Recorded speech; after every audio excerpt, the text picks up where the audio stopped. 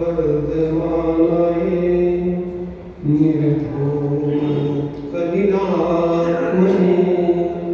सालोकानां त्रिलोकानां यद्विद्या दर्पणायते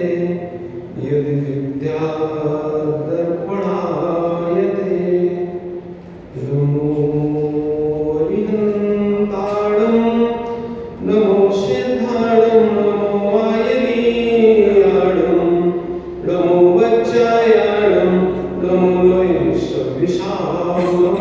बोली पंच परमेष्ठी भगवान की जय, श्री आदिनाथ भगवान की जय, मूलनायक एकराट श्री सुमितनाथ भगवान की जय, वर्तमान शासन नायक श्री भगवान स्वामी की जय, आचार्य भगवान श्री समंद स्वामी महाराज की जय, आचार्य भगवान गुरुवर शिव सागर महाराज की जय, विष्णु सागर महाराज की जय, सात सागर महाराज की जय, जिलवाड़ी माता की मुनि संघ की जय। नमो हम सभी अंतिम तीर्थेश वर्तमान स्वामी के शासन में रहते हैं और उनकी पीयूष अमृतमयी वाणी जो जीव बात का कल्याण करने वाली है, संसार के दुखी प्राणी को सुख को दिलाने वाली है, ऐसी माँ जिनवाणी के वचनामृत का पाठ करते हैं।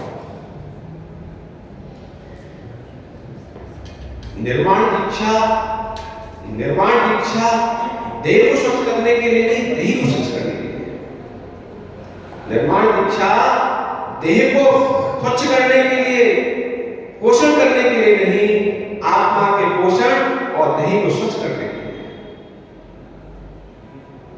दीक्षा भी दो प्रकार की होती है। दीक्षा भी दो प्रकार की होती है, एक होती है निर्वाण दीक्षा, दूसरी गृहस्थ दीक्षा। गृहस्थ दीक्षा भी होती है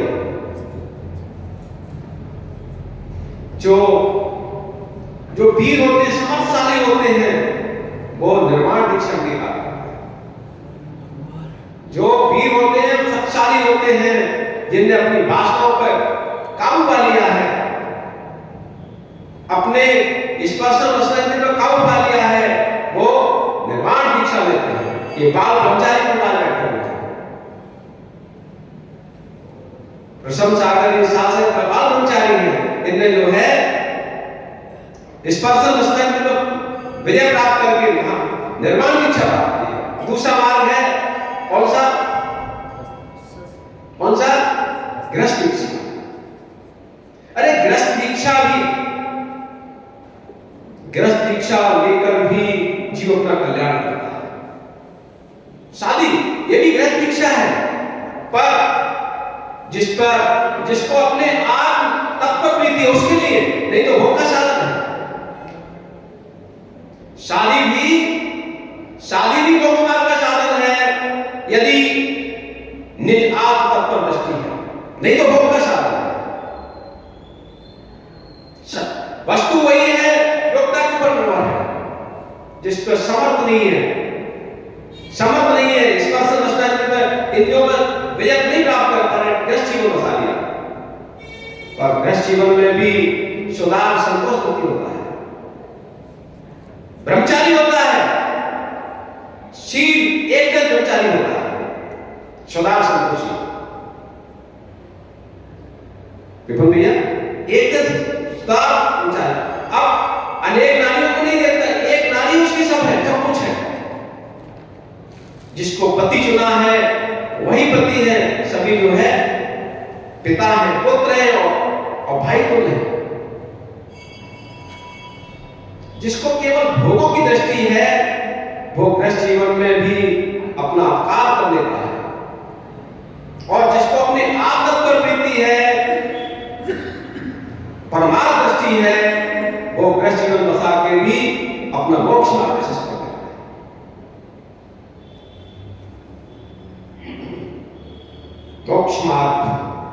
मोक्ष मार्ग विवेक मानता है। मोक्ष मार्ग क्या नाम भैया आपको? चश्मा वाले क्या नाम? हेमंत भैया। मोक्ष मार्ग विवेकियों का है, मोक्ष मार्ग विवेकियों का है, ज्ञानियों का नहीं। और मोक्ष मार्ग आनंद का मार्ग है।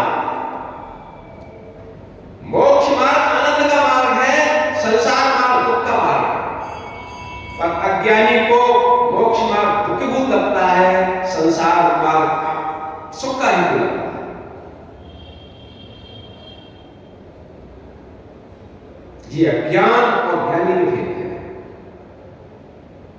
अरे आप देखो नी, निर्गत मुनि, इनकी क्या आनंद ही आनंद है।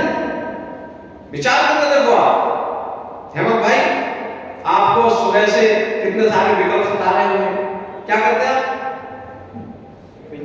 बिजनेस है। बिजनेस मतलब अपने शॉप पे जाना है, शॉप पे जाने रास्ता देखना है। अब यहाँ क्या क्या चिंता? सुबह से मतलब प्रभात होती है किसके साथ? भगवान की आज्ञा के साथ, प्रभु की आज्ञा के साथ। और जब विश्राम का समय होता है तभी प्रभु की आराधना के साथ। काय का विकल्प? शरीर को पोषण करने के लिए सारे साधन लगे हैं। आप इतना सारा कमा के लाते हो तब भी शांति से नहीं खा पाते, विकल्प भैया, तब भी शांति से नहीं खा पाते। और ये महाराज धन्य है जो एक भी हाथ से नहीं कमाते और दोनों हाथों से खाते हैं। आप दोनों हाथों से कमाते हो और एक हाथ से खाने को मिलता है। इनकी पूजा होती है, लोग तरसते हैं हमारे घर में आ जाए। जैसे माँ अपने जितने अच्छे से माँ बेटे को भोजन नहीं कराती, उससे ज्यादा दुलार से दुलार को भोजन कराती है। कितना आनंद का मार्ग है।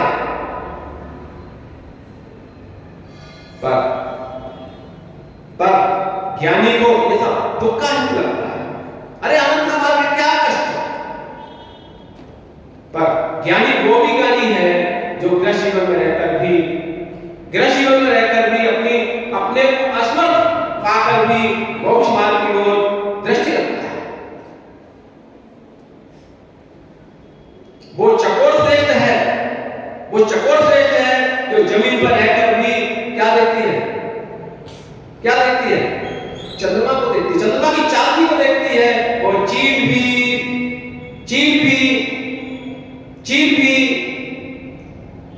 की दृष्टि भी दुदृष्टि है जो उड़ता आकाश में है और देखता किसको है?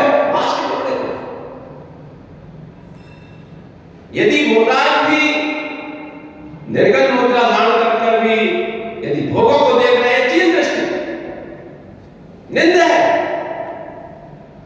और गृहस्थ जीवन में रहने वाला चकोर पक्षी बनकर अगर ऊपर चांदी को देखने के लिए अपने निज आत्मा को देख रहा है, वो भी मोक्ष मार्गी।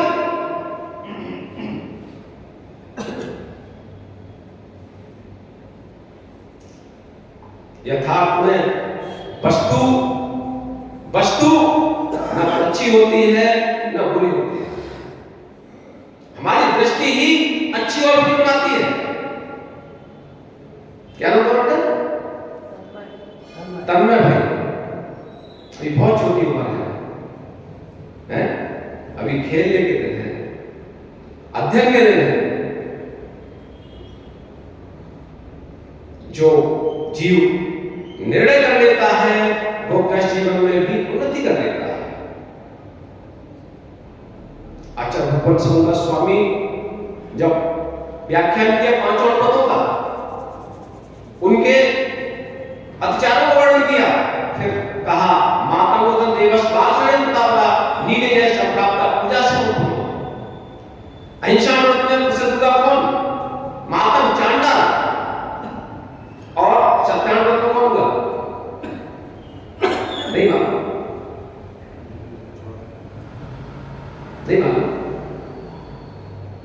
भाई, पता नहीं, भूल गए? अरे नहीं, बताओ। उसके बाद अचौव्रत में कौन हुआ? ये तो कौन हुआ? अरे अचौव्रत में मतलब चोर सामने जो है भाग रख कर उनको क्या पूछे उससे। अब उसके बाद आया कौन सा बताता? चौथा हिंसा, झूठ, चोरी, खुशी को कहते हैं क्या? शील व्रत में प्रसिद्ध हुई है नीली। तो एक नगर में जो है जिंदत नाम के सेठ थे, जिंदत, और उनकी जो सेठानी थी उनका नाम था जिंदत था। उनके अंदर एक सुंदर कन्या उत्पन्न हुई, नीली,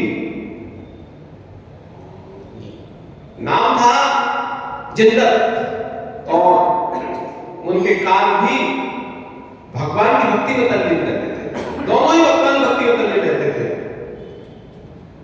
और उसी नगर में एक दूसरा समुद्रदत्त नाम का एक सेठ भी रहता था, उसकी स्त्री का नाम था सागरदत्ता, और उसके भी एक पुत्र जन्मा, उसका नाम था सागरदत्त। पर जिंदत क्या थे, ये जो है देव शास्त्र के भक्त थे, जिंदियों के भक्त थे।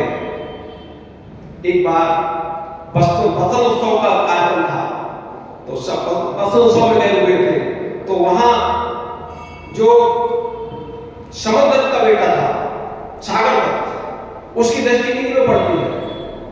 वो कहता है क्या ये देवांगना है, कौन सुंदरी है, मतलब अपने को नहीं संभाल पाता, मोहित हो जाता है।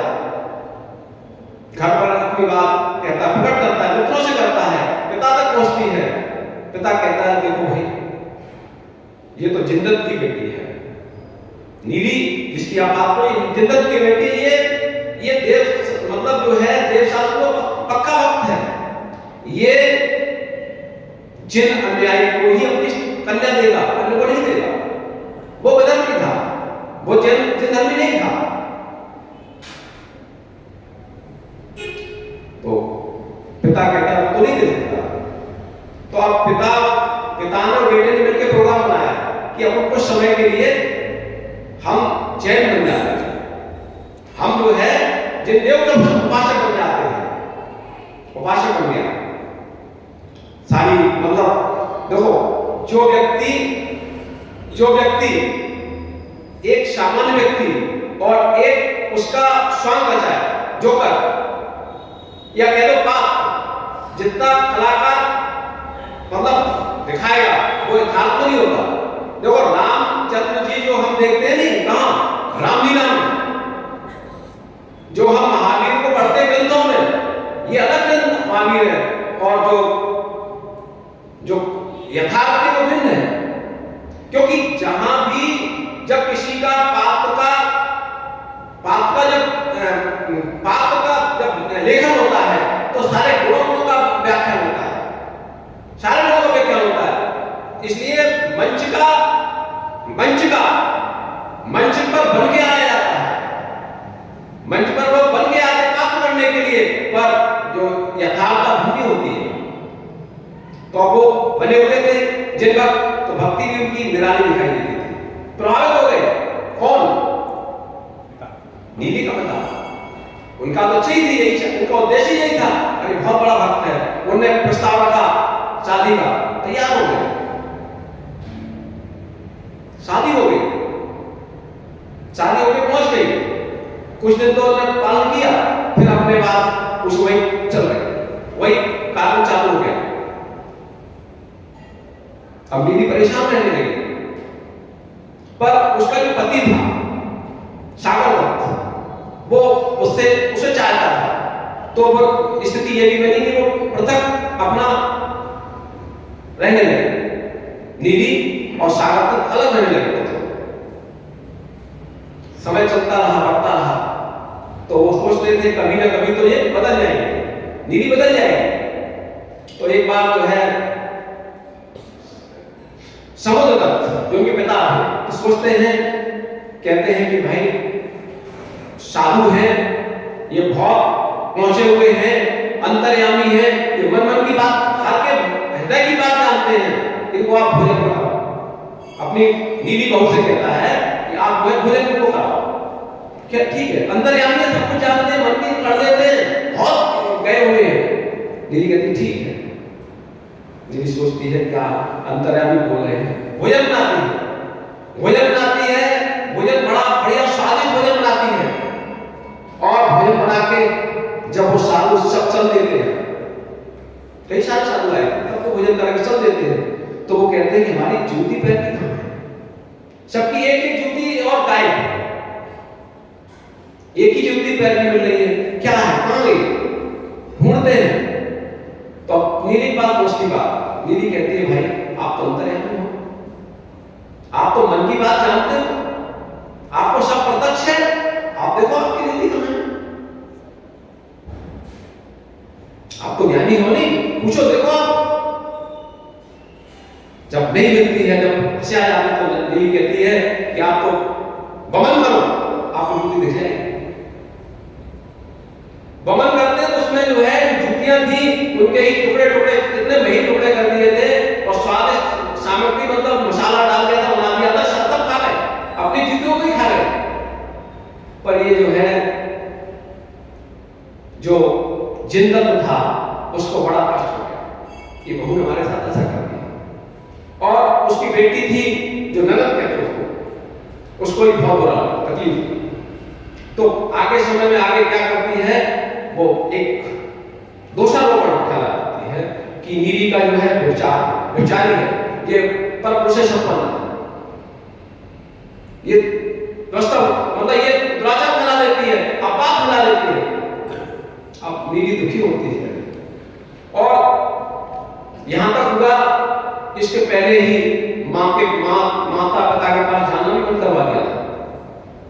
नीली दुखी होती है, अपने ऊपर आए हुए अपराध को देखकर मंदिर में जाकर भगवान के सामने बैठ जाए कि जब तक ये अपराध नहीं होगा तब तक जो है हम जो है आहार करेंगे, निराहार करेंगे।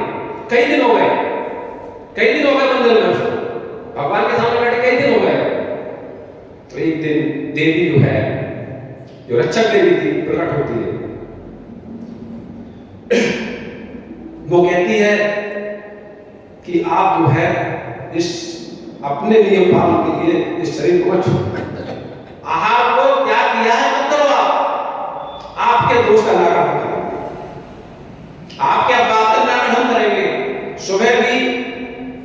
सुबह ही मैं सारे जो भी नगर के जितने भी मुख्य द्वार है सारे हम बंद करेंगे और राजा को स्वप्न देंगे कि जो पतिव्रता स्त्री होगी उसी के पैर से खुलेगा। और ऐसा स्वप्न देके और चली गई। उधर राजा को स्वप्न दिया कि सारे गेट बंद हैं और उसके द्वार से खुलेंगे तो उसकी द्वार होगा। सुबह प्रातः हुआ, सारे लोग मतलब नगर से बाहर जाने के लिए, पर सारे गेट बंद, जाने को रास्ता नहीं। सब राजा के पास आते हैं, राजा ये सारे गेट खुले ही रहे, सारे गेट खुले ही रहे। फिर राजा सोचता है मैंने रात को स्वप्न भी देखा था। तो कहता ठीक है, अपने नगर की जो स्त्रियां हैं उनके पैर से ही खुलेंगे, हमें स्वप्न आया है। तो क्रम से नगर की सारी स्त्रियां जाती हैं, सारी स्त्रियां जाती हैं, भले तो बड़े बड़े छोटे लोगों को पूछता है, बड़ी बड़ी स्त्रियां गई, वो उनके हाथ में नहीं खुला, सारी लगी स्त्रियां किसी के हाथ में नहीं खुला।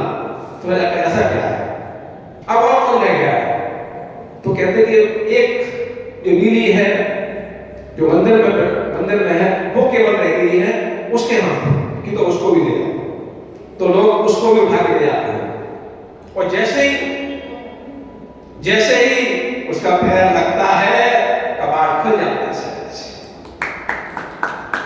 सहज में जाते हैं, वस्तु सुख का ज्ञान होता है। देखो लोग दुनिया को बदलते हैं इसलिए परेशान होते हैं, माताओं दुनिया को बदलते हैं परेशान रहते हैं। नीली ने विधर्मी के घर में पहुंचने के बाद भी अपने संयम में दोष नहीं लगाया, अपने पथ में दोष नहीं लगाया। उसने जो है दूसरे को बदलना नहीं, निष्को बदला।